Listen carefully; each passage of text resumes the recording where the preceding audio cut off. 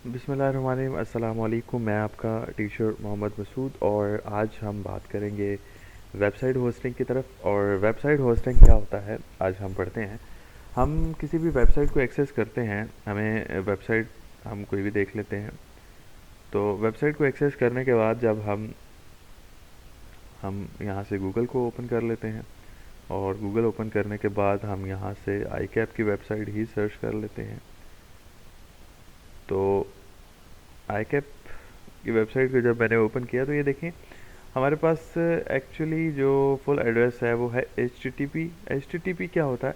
Hyper text transfer protocol. ये protocol ऐसा protocol होता है जो हमें H T M L pages open करके देता है। ये जो पेजेस ओपन हो रहे हैं, ठीक है, ये जो पेजेस हैं ये हमें ओपन करके दिखा रहा है, ठीक है।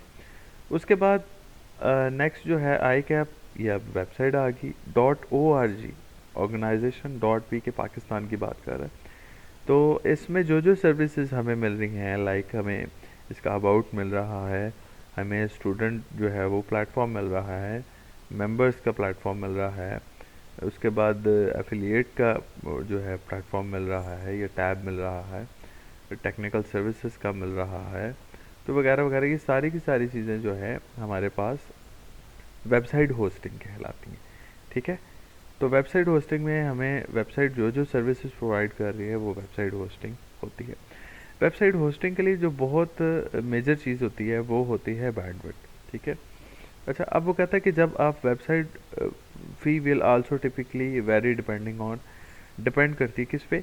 How much disc space your site will use. कितनी स्पेस जो है वो डेफिनेटली आई कैप का भी सर्वर बना हुआ है जिसके थ्रू हमें ये इन्फॉर्मेशन मिल रही है। अगर सर्वर डिस्कनेक्ट हो जाएगा तो हमें ये जो पिक्चर्स हैं और ये बाकी इन्फॉर्मेशन है ये नज़र नहीं आएगी और एक मैसेज आ जाएगा server can not be found, ठीक है। तो हमारे पास जो है एक तो स्पेस पर और दूसरा जो है वो इसकी बैंडविड्थ। बैंडविड्थ क्या होती है? जब हम किसी शख्स से बात करते हैं तो वो शख्स जितना हमारे नज़दीक होता है हम उससे इतनी अच्छे और क्लियरली बात कर सकते हैं, लेकिन अगर वो शख्स जितना दूर जाता है तो हम उससे उस तरह क्लियरली बात नहीं कर सकते। सेम डिवाइसेस का भी यही है कि जब डिवाइसेस आपके एरिया से जितने ज़्यादा दूर होती हैं तो आप उस तरह कनेक्ट नहीं करवा सकते और आपको एक अच्छी खासी पावर की ज़रूरत पड़ती है। तो जब आप अच्छी खासी पावर इस्तेमाल करते हैं तो उसके लिए आपको बैंडविड्थ की ज़रूरत है। बैंडविड्थ आपके पास बिल्कुल रोड की तरह होती है। जैसे आपकी बाहर गलियां हैं तो यहाँ से कोई बड़ा डाटा या बड़ा ट्रक है वो नहीं गुजर सकता, तो उसके लिए आपको एक बड़ी हाईवे, सुपर हाईवे की ज़रूरत पड़ती है। जो सुपर हाईवे है वहाँ पर स्पीड ज़्यादा होगी क्योंकि उसकी बैंडविड्थ ज़्यादा होती है। तो इसी तरह किसी भी वेबसाइट की बैंडविड्थ जितनी ज़्यादा होती है और उससे उतनी ही उस वेबसाइट की स्पीड अच्छी होती है। उस वेबसाइट से डाटा लिंक करवाना, अपलोड करवाना या डाउनलोड करवाना ज़्यादा आसान हो जाता है और उसकी स्पीड ज़्यादा होती है। अब कहते हैं कि जब आप वेबसाइट या वेब होस्ट बनने जा रहे हैं, वेबसाइट सेलेक्ट करते हैं, तो आपको किन चीज़ों की ज़रूरत पड़ती है? सबसे पहले जो पॉइंट है वो है अप टाइम परसेंटेज। अच्छा, अप टाइम परसेंटेज क्या होता है? अप टाइम या डाउन टाइम परसेंटेज। हमारे पास अप टाइम परसेंटेज होता है 999, मतलब 99.999, और डाउन परसेंटेज जो होती है वो होती है 99 ये टेक्निकल टर्म है। खैर मैं इसको आपको आसान कर देता हूँ। जब आप डाटा अपलोड कर रहे होते हैं तो डाटा अपलोडिंग के दौरान आपके पास जो मैसेज मिलता है वो अप टाइम परसेंटेज होती है, और जब आप डाउनलोड कर रहे होते हैं तो वो डाउन टाइम परसेंटेज होता है। आपको पता है डाटा आपके पास हमेशा वेरी करता हुआ ट्रैवल करता है, तो वेरी करते हुए जब आपके पास डाटा ट्रैवल करता है, अप एंड डाउन होता हुआ ट्रैवल करता है, तो वो आपकी up time and down time percentage होती है।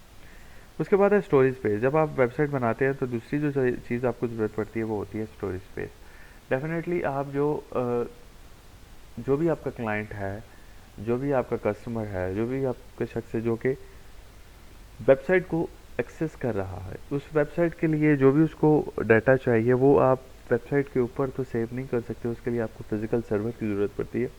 तो उस फिज़िकल सर्वर में आप डाटा सेव करते हैं, वो आपकी स्टोरेज स्पेस होती है जिसके अंदर आप डाटा रखते हैं, ठीक है। तो वो आपको ज़रूरी चाहिए होती है।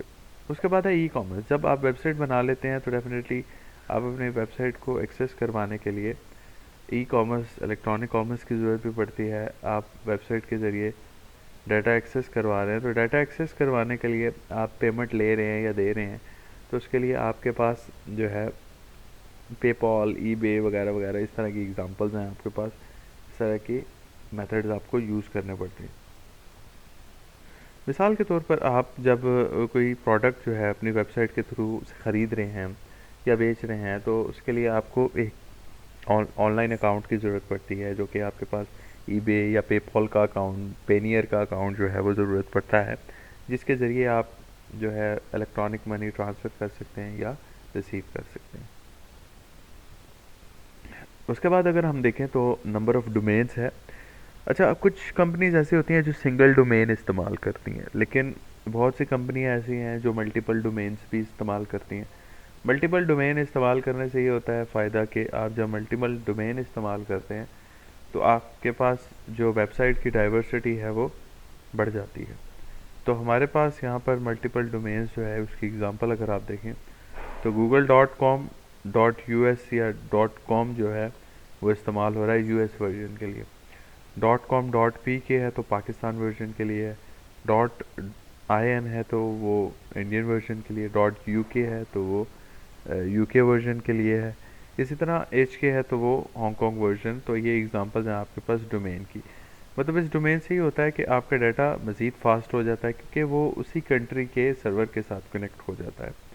फिर आप जब वेबसाइट बनाते हैं तो वेबसाइट बनाने के बाद जो नेक्स्ट जो चीज़ है, डेफिनेटली आपकी वेबसाइट में कोई टेक्निकल बग आ सकता है, टेक्निकल फॉल्ट आ सकता है, तो उसके लिए टेक्निकल सपोर्ट होना भी ज़रूरी है। टेक्निकल सपोर्ट के अंदर ये चीज़ भी शामिल है कि आपके किसी भी मेंबर या आपके साथ कोई भी शख्स 24/7 आवर्स कनेक्ट करना हो तो वो आपको कनेक्ट कर सके, वो आपसे रब्ता कर सकते।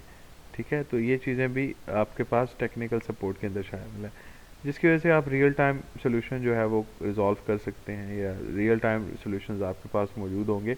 जिससे क्या होगा कि जब आपको कोई शख्स रात को 12 बजे भी अगर उसको कोई इशू आ रहा है वेबसाइट पर, तो वो आपके साथ कनेक्ट हो सकता है और उसके ज़रिए वो आपको चैट पर या फ़ोन्स के ज़रिए कॉल करके या फिर चैट के ज़रिए जो है वो आपसे इंफॉर्मेशन ले सकता है कि वो किस किस तरह की होस्टिंग चाह रहा है। उसके बाद है बैंडविड्थ। बैंडविड्थ भी बहुत मैटर करती है। बैंडविड्थ जितनी ज़्यादा होगी आपकी वेबसाइट की, डाटा ट्रांसफ़र ज़्यादा होगा। बैंडविड्थ जितनी कम होगी, डाटा ट्रांसफ़र कम होगा। ये ऐसे ही है जैसे आपके सर्वर तक जाने वाली रोड जितनी ज़्यादा नैरो होगी, तंग होगी, उतना ही डाटा कम ट्रांसफ़र होगा। जितनी ज़्यादा वाइड होगी, खुली होगी, उतना ही डाटा ज़्यादा ट्रांसफ़र होगा।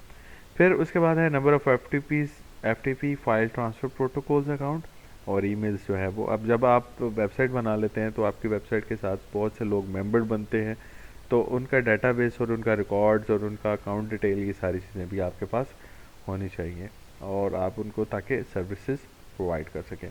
तो उम्मीद करता हूँ आपको समझ आई होगी। टाइप्स ऑफ वेब होस्टिंग को इंशाल्लाह नेक्स्ट लेक्चर में पढ़ेंगे।